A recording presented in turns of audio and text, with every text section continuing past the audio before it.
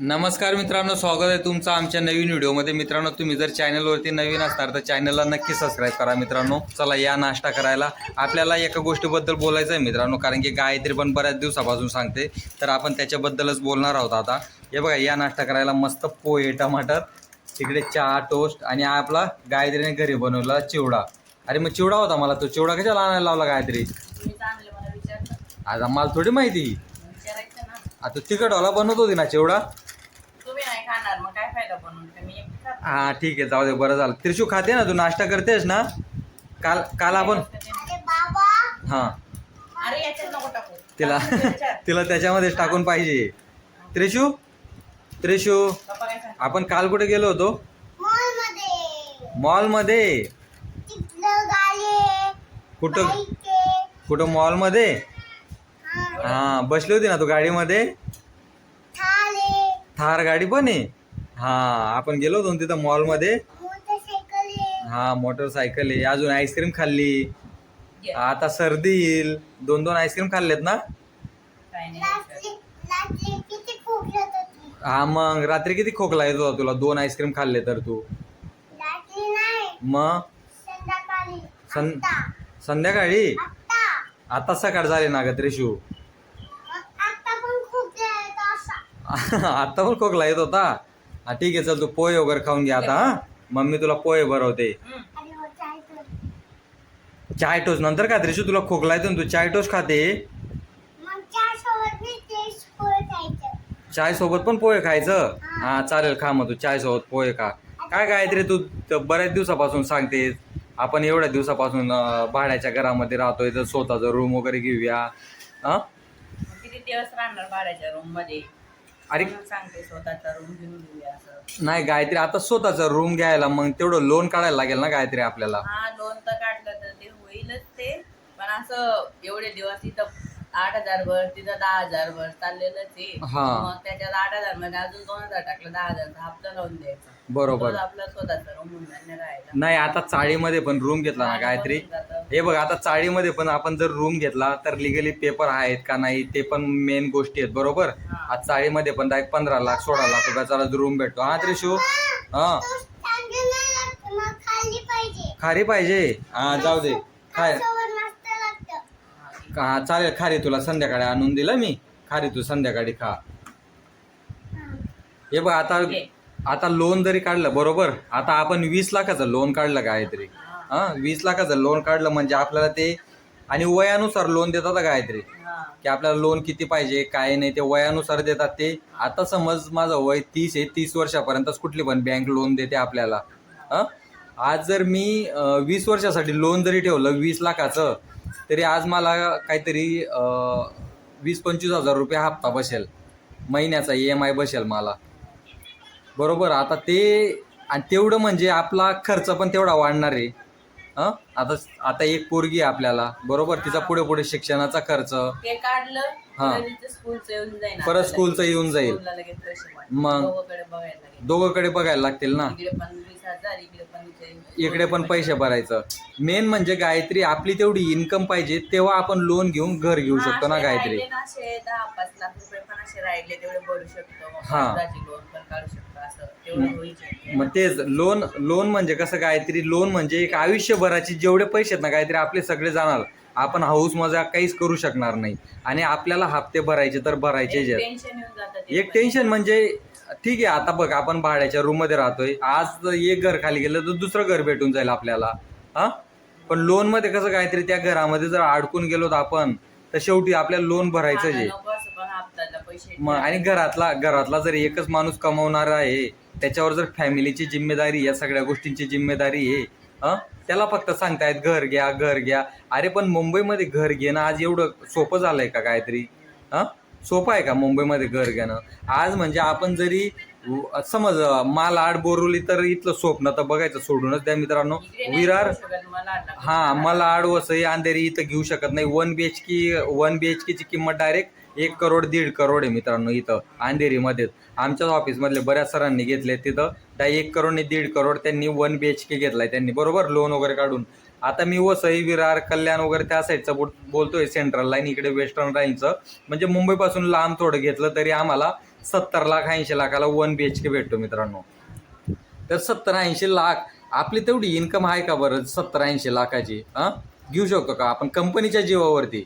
नाही. आज गव्हर्नमेंटमध्ये पण राहिलो असतो तर पगार थोडी एवढी डायरेक्ट 90,000 1 लाख पगार राहिली असती, तेवढीच पगार राहिली असती. 30,000 40,000 तेवढीच हा राहिली असती बस. मित्रांनो, आज ज्यांनी घरं घेतले ना त्यांनी कमेंट्स करून नक्की सांगा की चांगलं आहे का लोन घेऊन घर घेणं, म्हणजे चांगलं आहे का?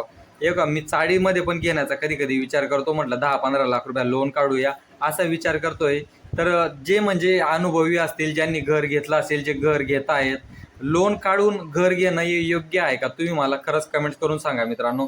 कारण की तुम्ही जे आहेत मला जे सजेस्ट करणार आहेत आणि जे सांगणार आहेत मला, म्हणजे आम्ही पण आमचं डोकं चालवतोच मित्रांनो की कसं करायचं पुढे, काय करायचं, आता किती दिवस भाड्याच्या घरात राहायचं, आपण या गोष्टींचा विचार करत राहतो. तर जे अनुभवी आता व्यक्ती नाही घेतलं, याच्या पुढे काय घेतलं जाईल अजून असं पण विचार करतो. हा पुढे एवढी महागाई आहे. पुढे महागाई वाढणारच आहे. पण महागाई वाढणार आहे, शिक्षणाचे पैसे वाढणार आहेत मित्रांनो. आज आमचं म्हणजे आज मी 8,000 रुपये घर भाडं भरतोय बरोबर. तर मला ते लोन काढून EMI भरलेला परवडेल की मी घर भाडं भरतोय ते परवडेल? म्हणजे मी पण माझं डोकं चालवणारच आहे, तुम्ही पण. आताच्या याला लोन काढणाऱ्याला 1 लाख रुपये जास्त भरणार. आता याच्या नंतर जरी काढणार तर त्याला 2 लाख रुपये भरायला लागतील. नाही EMI तर भरायला लागतील काहीतरी. EMI तर कोणाला चुकत नाहीये. आज मी म्हणजे रूम घेण्याचा सुद्धा विचार करू शकत नाही मित्रांनो. म्हणजे बिल्डिंगमध्ये चाळीमध्ये ठीक आहे, आपण कुठेतरी 5-10 लाख रुपये लोन तर काढणारच. पण बघू आता भविष्यामध्ये कधी भेटतं, काय भेटतं लोन वगैरे. म्हणजे अजून काही लोनचा विचार केला नाहीये मी.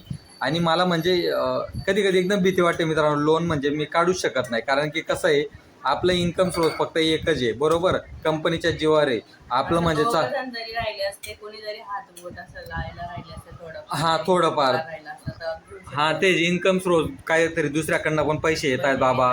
तर आम्ही ते घराचा विचार करू. 2 जण आहेत आपण, आता तुम्हाला भाऊ पण राहिला असता, एकाने घर चालवलं असतं, एकाने तेच ना. आता कसं आहे आई वडिलांचं पण वय वाढतंय मित्रांनो पुढे बरोबर. माझ्यावरती जिम्मेदारी येणार आहे सगळ्या गोष्टींची. आता थोडीफार हाय पगार तर सगळं घर वगैरे चालतंय, सगळ्या गोष्टी व्यवस्थित चालत आहेत.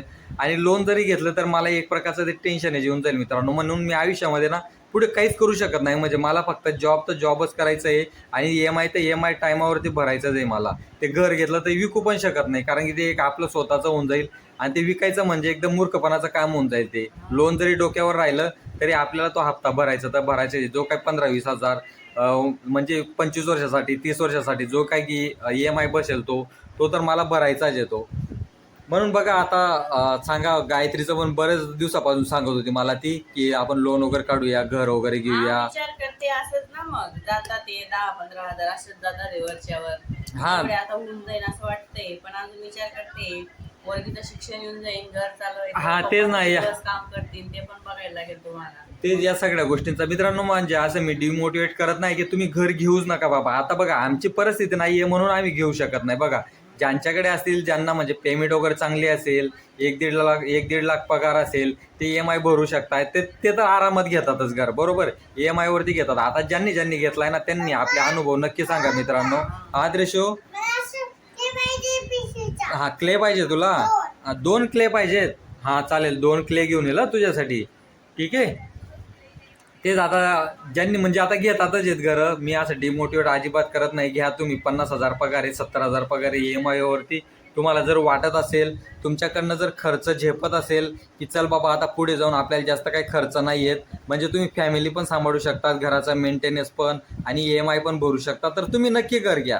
असं म्हणतच नाही मी की तुम्ही घर घेऊच नका बाबा. तर घर नक्की घ्या. घर खूप गरजेचं आहे मित्रांनो, कारण की पुढे ती एक प्रॉपर्टी पण बनून जाते आपली बरोबर की नाही. आज जर काहीतरी आपण ते घर ना समज 25 लाखाचं घर घेतलं आणि तेच जर 20 वर्षांनी विकणार तर आज 40 लाख 50 लाखाला ते घर जाईल कसं पण करून. डबलची किंमत वाढून जाते घराची. आणि मुंबईसारख्या सिटीमध्ये घराच्या किमती या वाढतच राहणार आहेत. काहीतरी गावाकडे काय पण केलं तरी काय भाव नाही. गावाकडे बघ, गावाकडे आपण किती पण इन्व्हेस्टमेंट केली ना तरी त्याचा काहीच फायदा नाहीये. मेन म्हणजे गावाकडे ठीक आहे आपण जमीन वगैरे छोटी मोठी जमीन गावाकडे चाललं गेलं इकडचं भाडे तरी पण, कारण की एवढं भाडं आहे इकडं 10,000 15,000 भाडं आहे इथं बरोबर. फ्लॅट मध्ये घेतलं 5,000 तरी बस आहे असं. ते तर आहेच. आता इथं म्हणजे आपण फ्लॅट मध्ये घेतलं तरी 15,000 20,000 भाडं आहे बरोबर. आणि चाळीमध्ये तेच 12,000 15,000 असं भाडं आहे मित्रांनो चाळीमध्ये पण. ठीक आहे, बघू आता जेव्हा स्वप्न पूर्ण होईल तेव्हा होईल मित्रांनो. पण जे अनुभवी व्यक्ती असतील ते आता लोन काढून घर वगैरे घेत असतील, किंवा ज्यांनी घर घेतलं जे आता EMI भरतात, जे म्हणजे योग्य राहील का, चांगलं राहील का, तुम्हाला काय वाटतंय तर कमेंट्स करून नक्की सांगा मित्रांनो. कारण की तुमचे जो अनुभव आम्हाला, म्हणजे जेव्हा मी कमेंट्स वगैरे वाचतो तर मला खूप बरं वाटतं की नाही आपण असं करायला पाहिजे, असं नको तसं करायला पाहिजे. कारण की जे काही कमेंट्स करणारे असतात ते सगळे अनुभवी व्यक्ती असतात, म्हणून खूप बरं वाटतं. कारण की आज मला मोठा भाऊ नाही आहे, आज आई वडिलांकडनं मी काहीतरी गाईड घेतो मी, की पप्पा मला असं करायचं आहे तसं करायचं आहे, ते मला थोडंफार गाईड करतात. बाकी माझ्या आयुष्यामध्ये असं गाईड करणारं कुणीच नाही मित्रांनो. तर प्लीज थोडं सपोर्ट करत राहा तुम्ही मला. तर ठीक आहे, बघू आता लोन वगैरे काढण्याचा तर आम्ही अजून काही विचार करत नाही आहे. कारण की बऱ्याच गोष्टींचा विचार करायला लागतोय भविष्यामध्ये. पेमेंट वगैरे तेवढी नाही मित्रांनो की मी एवढं लोन काढू शकेल. 30 लाख 40 लाख वगैरे एवढं लोन काढू शकेल, आणि बँक मला तेवढं लोन पण देणार नाही. पेमेंट पण कमी आहे आपली, तर पेमेंटच्या हिशोबाने मला जास्तीत जास्त 15 लाख 20 लाखापर्यंत लोन भेटेल. जास्त लोन भेटणार नाही मित्रांनो मला, म्हणजे 20 लाख पण भेटणार नाही, 15 लाखाच्या आतच भेटणार लोन. आणि ते लोन काढणं जरा म्हणजे रिस्कीच येते, म्हणून मी ते लोन अजिबात काढणार नाही. जे काय ते पुढे भविष्यामध्ये बघू, थोडेफार पैसे जमा झाले तर कुठेतरी इन्व्हेस्ट करणार ते. हां पिशवीतला 2 क्ले पाहिजेत ना. हो चालेल, आणून देईल मी तुला 2 क्ले आणून दिल. बघू काहीतरी भविष्यामध्ये कधी जर वाटलं तर घेऊया. बरोबर की नाही. पण आता म्हणजे माझ्या डोक्यात तरी तू नको भरू की लोन काढा असं. ठीक आहे, नाहीतर मग मला वाईट वाटतं. हे बघ तिच्या पाठीला खाजायला एकदम गायत्री मच्छर चावला असेल तिला, मच्छरच चावला असेल तिला. हा का खायचं नाही हे, जाऊ दे नको खाऊचा, गादीवरती जाऊन बघा. राहू दे ना, नको खाऊ ना मग. हे मच्छर चावला बघ. तुला पोहे नाही खायचंय का तरी शिव? नाही खायचं, जा मग जा गादीवरती जाऊन बस. तिला पोहे खायचं नसलं ना. काहीच नाही खाल्लंय. खाल्लं ना ग गायत्री. हे बघ ना तिच्या पाठीवरती काय लागलंय गायत्री. राहू दे ना ते टी शर्ट राहू दे, तिला मच्छरच चावला असेल ना गायत्री. मच्छर चावला ना. खाऊन घे ना का तरी पोहे खाऊन घे ना. नाही खायचं तुला. कुठला मच्छर? इथं कुठे मच्छर आहे का त्रिशू? हा ते माशी आहे ना का त्रिशू ती. नाही राहू दे, ते नंतरच खायला. आता ती नंतर खाशील ना त्रिशू. हा पप्पा तुला भरवेल तेव्हा खाशील ना तू. ठीक आहे गायत्री, याच्या पुढे तू अजून माझ्या डोक्यामध्ये असं काय भरू नको की आपण लोन काढूया घर घेऊया. कारण की मला वाईट वाटतं की यार बाबा, म्हणजे आज बायको मला अशी सांगते की म्हणजे आज स्वतःचं घर नाही घेऊ शकत, तर याच्यामुळे मला खूप वाईट वाटतं गायत्री. स्वतःचं घर घेऊ शकत नाही, किती दिवस भाड्याच्या रूम मध्ये राहणार ते मी विचार करते, त्याच्यामुळे तुम्हाला सांगते. हा तेच ना, आता बघू ना मग. आता बघ आज ना नाही तर उद्या तर कधीतरी करायलाच लागेल. नाही जर झालं तर आपल्याला गावात जायला लागेल, राहून काय उपयोग घेऊ. हा ते पैसे खर्च करून तिथं 5,000 करा, तिथंच कमवा, तिथंच राहणार, मग तेच चांगलं आहे ना. हा ते पण आहे. मम्मीचा व्हिडिओ काढते तू. चालेल, बघू ना गायत्री मग भविष्यामध्ये कधी वाटलं तर. पण मला तर वाटतं जास्त नको लोन गायत्री डोक्यावरती. कर्ज नको पाहिजे मला. माझं हा मग ते जास्त कर्ज काढून डोक्याला ताण घेण्यापेक्षा गायत्री कसं आहे, या आपल्या चटणी मिरची भाकर खातोय सध्या, ते तरी महत्वाचे ना सध्या. बरोबर की नाही. सध्या चांगले दिवस जात आहेत ना आपले. पुढे पुढे बघू मग. थोडं लागल्यास बघू आपण 4-5 वर्ष थांबूया. थोडेफार लागल्यास काटकसर करूया, थोडीफार सेव्हिंग करूया, त्याच्यानंतर घराचा विचार करूया मग. पण असं नाही ना गायत्री की आपल्याकडे घरच नाहीये बुवा, असं पण नाही ना. गावी आहेत ना 3-3 घरं आहेत ना आपल्याकडे गावी. मग गावी आहे घर मित्रांनो आमचे. म्हणजे खोटं वगैरे काही नाही बोलत आहे मी. गावी घरं वगैरे याच्या आधी तुम्ही व्हिडिओ बघितलेच आहेत माझे. याच्या म्हणजे गावाचे असेच म्हणजे स्लॅबचे वगैरे घरं नाहीत मित्रांनो, पत्र्याचेच घरं आहेत. पण असे म्हणजे 3 रूम पडतील एवढी मोठी घरं आहेत मित्रांनो माझे. तर आई आणि आजीच असते गावाकडे, आणि पप्पा ते इकडे पुण्याला असतात, ते कोंबडी फार्म वगैरे सांभाळतात ते. तर मुंबईमध्ये फक्त एवढंच आहे. एवढ्या वर्ष म्हणजे 8 वर्ष झालेत आम्हाला भाड्याच्याच रूममध्ये राहतोय. म्हणजे रूम चेंज कर, तो रूम चेंज कर, 8,000 भाडं भर, 10,000 भाडं भर, 7,000 भाडं भर. सुरुवात आमची 5,500 रुपयापासून झाली होती. म्हणजे पहिला रूम आम्ही रेंटवरती घेतला होता तो किती काहीतरी 5.5च ना. 5.5 नंतर आम्हाला ते रूमचं रेंट वाढत गेलं, त्याच्यानंतर 6.5 झालं, 7.5 झालं. म्हणजे दर वर्षाला 1,500 रुपये 2,000 रुपये वाढत गेला रूम वाली. काय आलं त्रिशू? हा मस्त काढले तू फोटो. तुझे फोटो स्टेटसवर ठेवलेत? नको ग, स्टेटसला नको ठेवू ना तुझे फोटो. नाही ठेवलेत काहीतरी तिने खोटं खोटं बोलते ती. कुठे पण पाठवून दे तू व्हॉट्सअपला कोणाच्या. नाही नाही नाही पाठवलेत. स्टेटसला नको ठेवू हा फोटो. मम्मीचा मोबाईल आहे ना तो. तेच ठीक आहे, चालेल मित्रांनो. बघा आता प्रत्येकांची वैयक्तिक लाईफ आहे. कुणाला कर्ज काढायचंय, कुणाला नाही करायचंय, कुणाला एकदम सामान्य जीवन जगायचंय, ते आपापल्यावरती असतं. ते कुणाला एकदम दिखावा म्हणून जीवन जगायचं असतं, कुणाला एकदम म्हणजे शांत राहून पण जीवन जगायचं असतं. ते आपापल्या पद्धतीने जीवन जगता येतं. हा ॲपलचं.